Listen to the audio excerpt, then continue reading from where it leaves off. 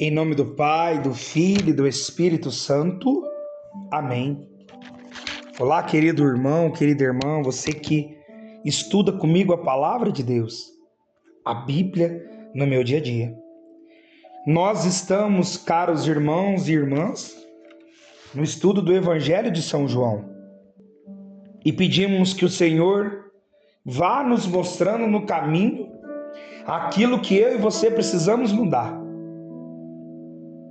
Meus irmãos, mesmo em meio aos nossos pecados, às nossas quedas, às nossas fragilidades, o Senhor deseja nos encontrar. Hoje, celebrando o coração de Jesus, o Senhor deseja que nós entremos nesse coração misericordioso, porque Ele só sabe nos amar. Peçamos ao Senhor, com esse estudo da palavra, que nós possamos amá-lo como Ele nos ama e não nos pede nada em troca. Por isso, estudo de hoje, Evangelho de São João, capítulo 2, versículos de 13 em diante. Vamos lendo, vamos meditando e deixando que o Espírito Santo vá colocando dentro dos nossos corações as mudanças que nós tanto precisamos. O Senhor esteja convosco, Ele está no meio de nós. Proclamação do Evangelho de nosso Senhor Jesus Cristo segundo São João. Glória a vós, Senhor. Estava próxima a Páscoa dos judeus e Jesus subiu a Jerusalém. Encontrou no templo os negociantes de bois, ovelhas e pombas e mesa dos trocadores de moedas. Quantas igrejas por aí nós temos visto virando esse templo bagunçado? A igreja de nosso Senhor Jesus Cristo, ela padece muitas vezes porque tem se visado só o dinheiro e não tem visado a salvação das almas. Nós temos visto templos luxuosos, grandes monumentos históricos da nossa fé católica, mas nós não temos visto tanto a igreja em saída que o Papa Francisco tanto nos pedia. A igreja que vai até o doente, que vai atrás do sofredor, que vai atrás do mendigo de rua, do morador de rua, da prostituta, dos dependentes químicos, daqueles que estão encarcerados. Elivelto, mas até tem sim quem faz o serviço muito pouco, meus irmãos.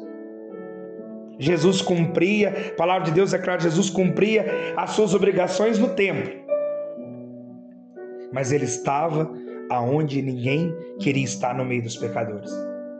E eu e você precisamos estar no meio dos pecadores, porque é pelo exemplo da nossa vida que muitas pessoas irão mudar de vida e se abrirão a nosso Senhor Jesus Cristo.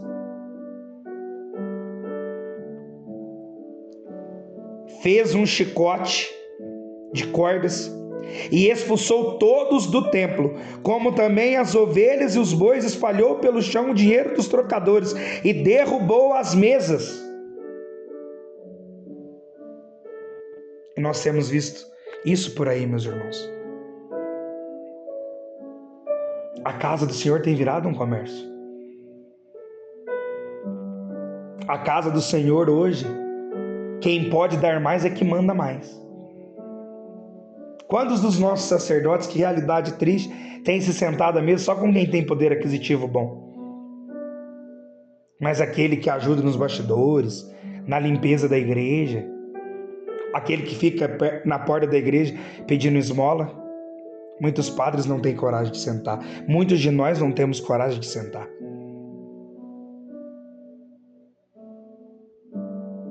Pede-se muito dinheiro para a manutenção da casa do Senhor. Ok, o dízimo ele é santo. Mas quanto dinheiro gastado com imagem de santo, com velas que vai querosene, quantas casulas bonitas, quantos instrumentos, quanto investimento em sons, quantas coisas supérfluas. E tem pai de família que não tem o que comer, não tem o que beber. Então aqui quando Jesus ele toma essa atitude de expulsar essas pessoas do templo, é que na casa de Deus é lugar de oração. A casa do Senhor é casa de silêncio. E quando às vezes você está na igreja para rezar o teu terço, para fazer a tua adoração, a igreja hoje está parecendo um mercado de peixe. As pessoas não têm entendido o que era estar na Santa Missa. É recolhimento, é silêncio, é adoração. E as pessoas ali conversando. Tem gente que mexe no celular na hora da missa, tem gente que conversa a missa inteira. Para que ir na missa então, se você não vai lá para participar? Então Jesus está expulsando aqueles que fazem da casa do Senhor um comércio. Eu fico tão preocupado. Sim, a gente tem que dar o nosso dízimo, porque o dízimo é santo, meus irmãos. Mas eu fico tão preocupado com essa estrutura templo. O que adianta ter grandes igrejas bonitas, sacrários de ouro? Sim, para o Senhor o melhor, mas o Senhor não quer que nós gastemos dinheiro com coisas que vão passar. O Senhor quer que nós vamos ao encontro dos mais necessitados, daqueles que realmente têm fome e sede de justiça. Quantas pessoas morrem porque não tem dinheiro para pagar um tratamento? Porque não tem dinheiro para pagar um médico? Então nós precisamos olhar para dentro de nós e vermos, meus irmãos, se nós não temos feito da casa do Senhor um comércio. E quantos estão dentro da igreja só visando o lucro, só visando o financeiro, tem ficado rico às custas da igreja. Tem muita dó dessas pessoas que têm usado o nome do Senhor para enriquecer, enquanto muitos estão morrendo, jogados na rua, pela falta do nosso cuidado, de nós que somos o templo vivo do Senhor. Versículo 16: disse aos que vendiam as pombas: tirai isso daqui, e não façais da casa de meu pai uma casa de negociantes. Olha o versículo 16, é uma ordem de Deus. Pega o teu marca-texto, grifa, tira essas coisas supérfluas daqui, tira essas coisas que não são da casa do meu pai daqui. Infelizmente, o que tem acontecido dentro da nossa igreja hoje, as pessoas querem mundanizar a igreja, as pessoas querem trazer o mundo para dentro da igreja. Tantas coisas acontecendo, é bingo daqui, é festinha dali. Sim, a igreja precisa dos fundos para ela sobreviver, para ela pagar a manutenção, para que o templo continue aberto. Mas a quantia que se tem pedido são valores que, se a gente viver com o simples, nós fazemos lindas celebrações e ainda vamos ao encontro daqueles que estão mais necessitados. Então a casa de Deus é casa de oração. Não é palco político, não é palco para você ficar o tempo todo pedindo dinheiro. Então nós precisamos rever muitos pontos da nossa fé, porque a fé tem sido externa, por fora é tudo bonito, mas no interior é aquilo estragado. Então o Senhor dá-nos uma ordem no versículo 16: tirai essas coisas aqui. Então tudo que não vem de Deus nós temos que tirar, todas as nossas más inclinações, todos os nossos pecados, todas as vezes que nós usamos o santo nome do Senhor em vão, nós temos que tirar, porque a casa do Senhor é santa, é casa de oração. Nós temos que ir na igreja para rezar, não para colocar os nossos achismos, não para colocar as nossas vontades. Lembraram-se então os discípulos do que está escrito: o zelo da tua casa me consome. O zelo pela casa do Senhor tem que nos consumir. Ah, meus irmãos, Queria eu, todas as vezes que eu entrar na igreja, eu chorasse, porque ali está o amor que me amou primeiro. Ele me escolheu. E muitas vezes nós não temos o zelo pela casa do Senhor. Nós participamos dos santos mistérios, dos sacramentos, por participar. Perguntaram-lhe os judeus, que sinal nos apresentastes tu para proceder deste modo? Respondeu Jesus: destruí-vos este templo, e eu reerguerei em 3 dias. Olha o que Jesus está dizendo no versículo 19 para nós. Olha a promessa dele para nós. Destruí-vos este templo, e eu reerguerei em 3 dias. Os judeus replicaram: em 46 anos foi edificado este templo, e tu has de levantá-lo em 3 dias. Mas ele falava do templo do seu corpo. Depois que ressurgiu dos mortos, seus discípulos lembraram-se destas palavras e creram na Escritura e na palavra de Jesus. Olha que linda essa promessa do Senhor. Então vocês veem que a preocupação do Senhor Jesus Cristo, sendo Deus, feito homem, não era com o templo bonito que era construído, mas é aquilo que nós fazemos, meus irmãos, com o corpo místico de Cristo, com a igreja, que também somos nós. Aqui também, quando Jesus quer expulsar esses vendilhões do templo, Jesus está pedindo para mim e para você expulsar o pecado da imoralidade sexual, do adultério, do desejar e cobiçar as coisas que não são nossas, porque nós somos a igreja.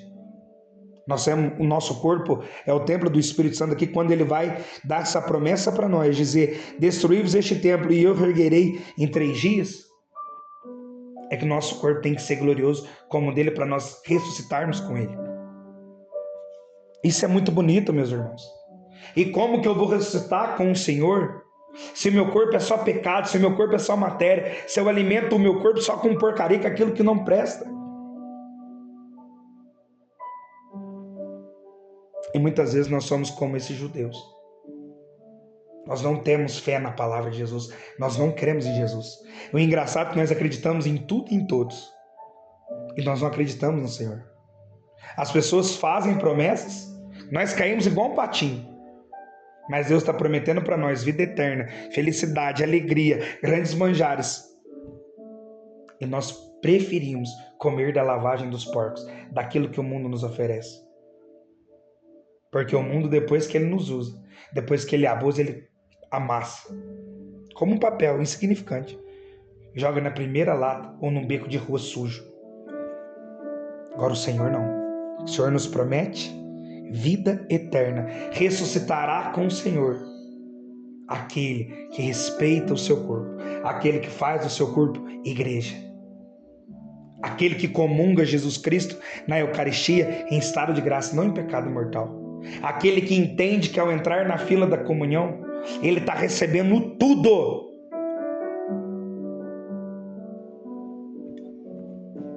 Enquanto Jesus celebrava em Jerusalém a festa da Páscoa, muitos creram no seu nome, à vista dos milagres que fazia. Mas Jesus mesmo não se fiava neles, porque os conhecia todos. Ele não necessitava que alguém desse testemunho de nenhum homem, pois ele bem sabia o que havia do homem. Versículo 25 é um princípio eterno. Pega a sua caneta de outra cor e marca, porque isso não muda. Deus sabia das nossas más inclinações, e mesmo assim o Senhor continua a nos amar e nos escolher. Qual é a mensagem de Deus para nós hoje?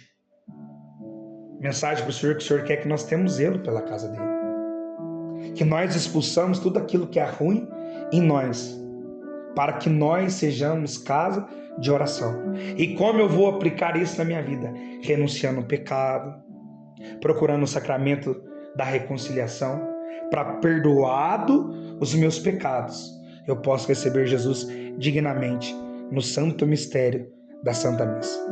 Em nome do Pai, do Filho e do Espírito Santo. Amém. Deus abençoe você e até no próximo estudo, a Bíblia no meu dia a dia. Não esquece de curtir, deixar o seu like, comentar e mandar esse estudo para mais pessoas. Vamos evangelizar.